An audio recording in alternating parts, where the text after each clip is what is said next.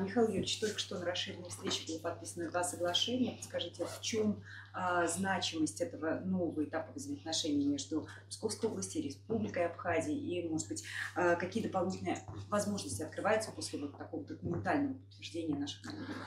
Ну, значимость в том, что мы наконец-то формализовали, официально оформили наши отношения, хотя вот спустя 3 месяца после визита в Республику Абхазия мы уже обсуждали, у нас уже больше десятка различных мероприятий, проектов реализуется по самым разным направлениям, но самое главное, что дают соглашения, их неотъемлемой частью будет план мероприятий, который будет находиться на контроле и который будет исполняться. Ну и самое главное, что мы официально за счет бюджета сможем финансировать те или иные мероприятия и проекты.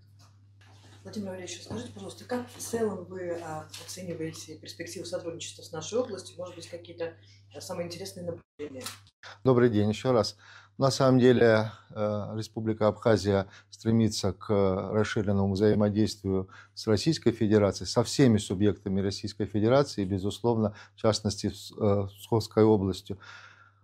Только что было сказано Михаилом Юрьевичем о том, что наши намерения, о которых мы в августе месяце договаривались, обсуждали много планов, наконец-то формализовалось, наконец-то мы сегодня подписали, на наш взгляд, очень важный документ, межправительственный документ, который дает правовые основы для тесного взаимодействия. Здесь очень много мероприятий, о которых мы наверняка будем освещать общество, будем говорить о достижениях, уже есть заметные результаты, сегодня об этом на совещании говорилось. Полагаю, что взаимодействие с Псковской областью во главе с Михаилом Юрьевичем у нас будет великолепное, как и сейчас, да, плодотворным.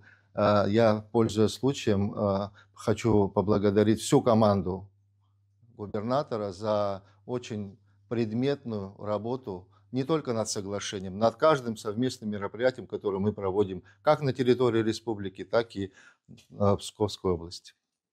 Спасибо.